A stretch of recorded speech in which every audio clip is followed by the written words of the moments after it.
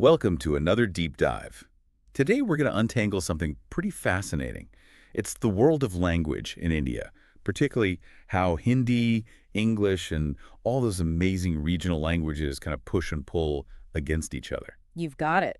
It's a landscape where just speaking isn't enough. Language is tied up with who you are, power dynamics, you name it. It's about the whole future of India. It's mind-blowing when you think about it, right? India has, what, over 120 languages spoken by millions? That kind of diversity, though, it's got to create some serious challenges, too. You're absolutely right. And it's not some dusty old debate either. It's happening right now, like how governments make decisions, even how people interact on the street. It's real. Let's jump into something that's happening right now to kind of bring this home. In Maharashtra, they got this new thing. You can actually report government officials if they're not using Marathi. Wow. Can you imagine being able to report someone because they're not speaking your language? It really shows you how deeply people feel about language in India. It's not just practical, it's about belonging, about pride in your culture. It can even be political. And speaking of politics, we can't talk about this without talking about the elephant in the room, this whole debate about making Hindi the main language of India. Right, the Hindi imposition debate been going on forever.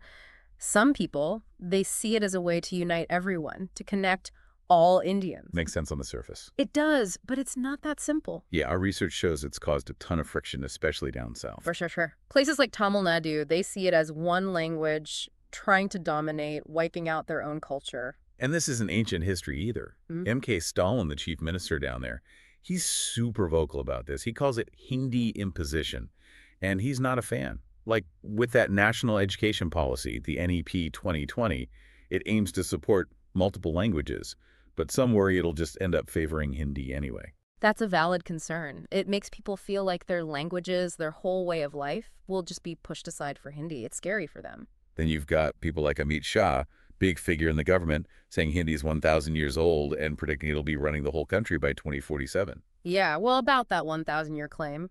Promoting Indian languages is great, don't get me wrong, but to be accurate, most experts say modern Hindi, how we know it, came about closer to the 1700s. Lots of dialects merging, some Persian and Arabic influence from the Mughal period. It's got history, but not quite that ancient. It's wild how people use these stories about language for their own agendas, right? Absolutely. It's crucial for people to get the facts straight because these statements, they shape how everyone thinks, even if they're not quite right. Big time. And when they talk about Indian languages, it gets even trickier. Which ones are they really talking about? The fear is that it's all going to be about Hindi creating a pecking order, even among so many different languages. Like, where does Malayalam fit in, or Assamese? So it's like wanting Hindi to unite everyone, but at the same time, worrying about this linguistic dominance crushing other languages. Talk about a tough balancing act. And just when you think you've wrapped your head around Hindi versus English, boom. Something like this Marathi thing in Maharashtra pops up, makes you realize it's not just about Hindi at all. It's about regions fighting for their own languages, too. Right. When I first heard about that Marathi mandate, I was floored. They're not messing around. You can report officials who don't use it. It's like they're policing language. And that brings up a lot of questions. Only about 72% of people there actually speak Marathi. What about everyone else? Can they even get things done with the government if they don't speak the language? Seems like it might be creating more problems than it solves, even if the goal is good. It definitely highlights how hard it is to make language policies in such a diverse country. How do you help a regional language grow without leaving people out? It makes you wonder if there was ever a time when India tried a totally different approach, something more harmonious. There was Gandhi and Nehru. They had this idea called Rainbow Hindustani. Rainbow Hindustani. Okay, I'm intrigued. It was going to be this blend of Hindi, Urdu, Punjabi, even some English. It was supposed to represent all the different cultures in India. That's pretty amazing. A language built to bring people together, not divide them. So what happened? Politics got in the way.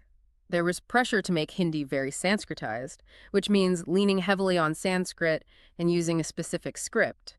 Rainbow Hindustani kind of faded away. It's kind of ironic, right? Even Gandhi, the guy all about unity, couldn't overcome this language politics thing. It just goes to show even the best ideas can get lost in the shuffle. And of course, we can't forget the other big player in all of this, English.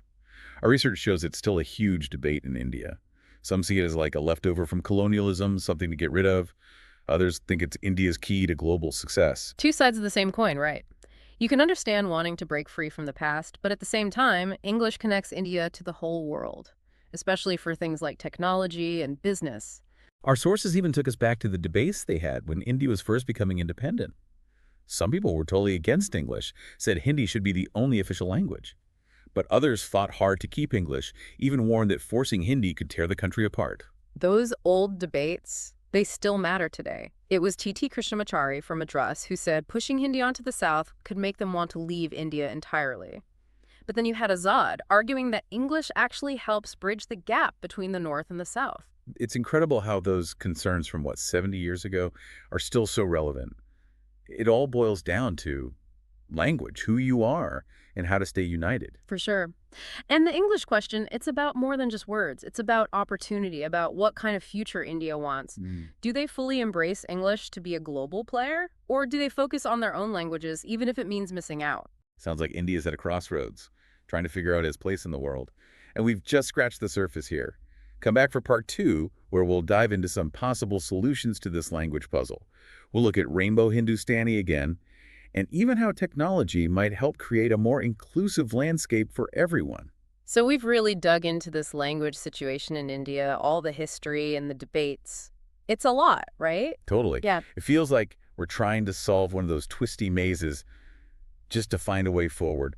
But hey, a challenge is what the deep dive is all about, right? Yeah. So let's try to untangle this whole language web. I'm game. I think the first thing is we got to admit there's no simple solution. India's just too diverse for that. Whatever they do, it's got to respect that and be flexible for different regions. Yeah, you can't just force everyone to use one language and expect everything to change overnight. Exactly. Instead of a single solution, maybe it's more like a mosaic.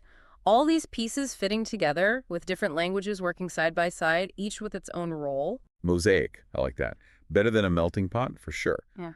But where do we even start building this mosaic? What are the most important parts? One big one, we've got to start forcing Hindi on everyone. Even if it's meant to be helpful, if it feels like you're being forced, it's going to backfire. Like Gandhi said, let languages grow naturally. But is that enough these days? It's a good start. But you got to be realistic. There's a power dynamic, too. If Hindi's going to unite people, they have to genuinely choose it, not feel like it's the only option. No more forced Hindi. Got it. What about that Rainbow Hindustani idea, the one we talked about earlier? Could that be a way to make Hindi more inclusive? It's an interesting thought. What if Hindi borrowed from all these other languages? Urdu, Punjabi, Tamil, all of them. A language that really reflects India's mix of cultures. It's a beautiful idea. But wouldn't that be super hard to actually do? Wouldn't people who like pure languages fight it? Of course it would be a challenge. People would have to change how they think about language, see the beauty in mixing things up, and you'd need everyone to be on board, which is tough. So, Rainbow Hindustani, great in theory, maybe tricky in real life. What about the other big one, English? How do we deal with its colonial past, but also its importance to India today? We can stop seeing English as a threat and start seeing it as a tool.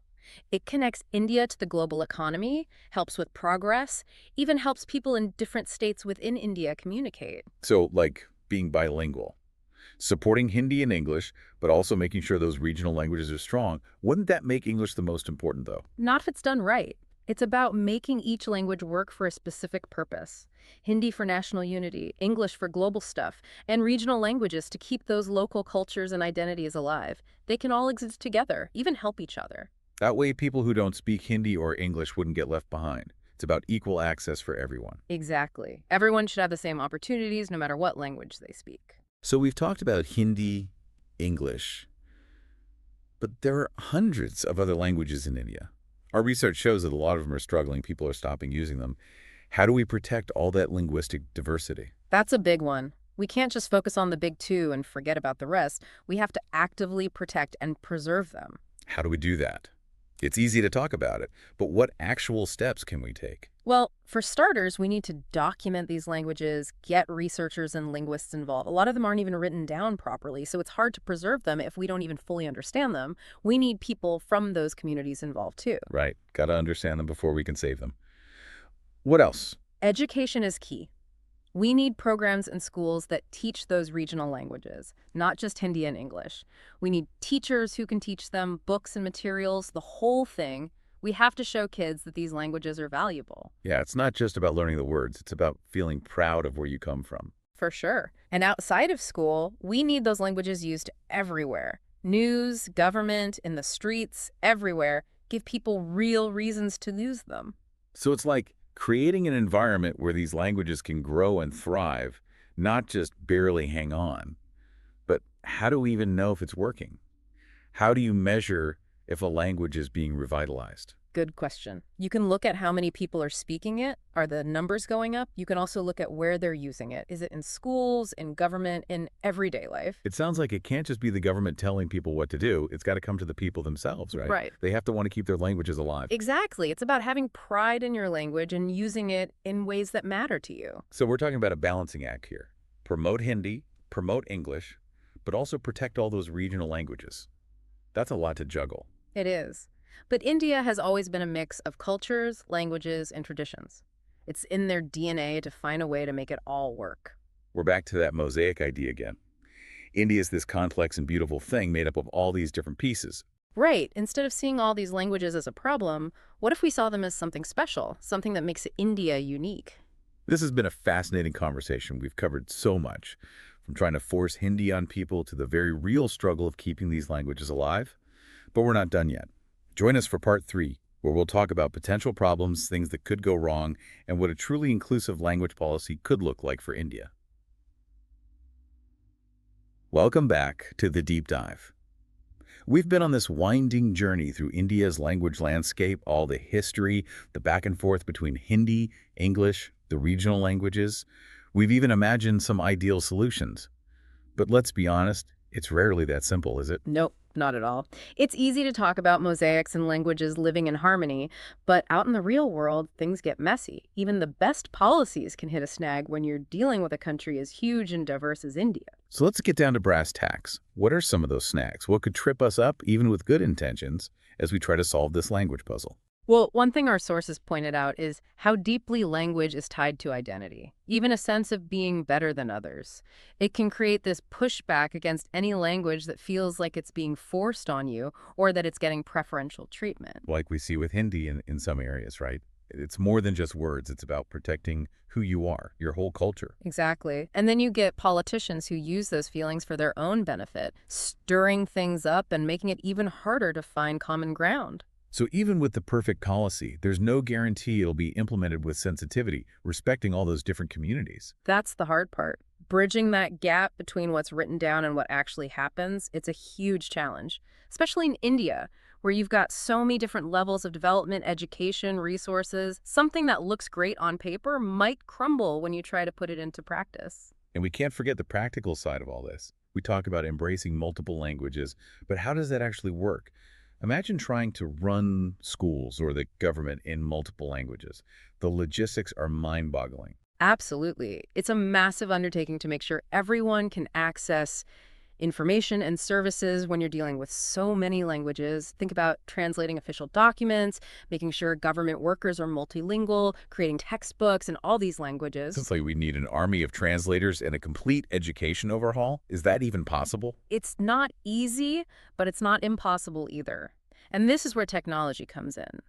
Imagine having powerful translation tools, online platforms in multiple languages, language learning apps that could make multilingualism so much more manageable. Now that's interesting. I hadn't thought about technology being part of the solution. It has a huge role to play. Think about it. Real-time translation could make communication effortless, even between people who speak completely different languages. It could break down barriers and create more understanding. It sounds futuristic, but it's amazing to think that could actually happen. It's closer than you think. Hey. But even the best tech can't do everything. We also need to change how people think about language, their attitudes, their biases, how they interact with each other. So a change of heart is needed too, right? Seeing language as something that unites us, not divides us. Absolutely. We need to build a culture that values all these different languages and celebrates the diversity they represent. Promote language learning, celebrate different cultures, and most importantly, talk openly about the role of language in society. It's ambitious, but I think it's a goal worth fighting for. And India, where language brings people together, not tears them apart. That's the ideal. It might be a long and bumpy road, But finding a truly inclusive linguist policy would be a huge victory for India. It could create so many opportunities, empower people, and make society fairer for everyone. So after all this, it's clear that language in India is more than just words. It's a reflection of history, culture, identity, everything. It's complex, it's constantly changing, and there are no easy answers. But by facing the challenges head-on, being open to new solutions, and prioritizing inclusivity, India can navigate this linguistic maze and come out stronger, a true example of unity and diversity. I couldn't have put it better myself. It takes constant dialogue, collaboration, being willing to learn from each other. It's not about finding the one right answer, it's about embracing the richness and beauty of this incredible linguistic tapestry that is India. And that's what makes this topic so fascinating and worth exploring. Thanks for joining us on this deep dive.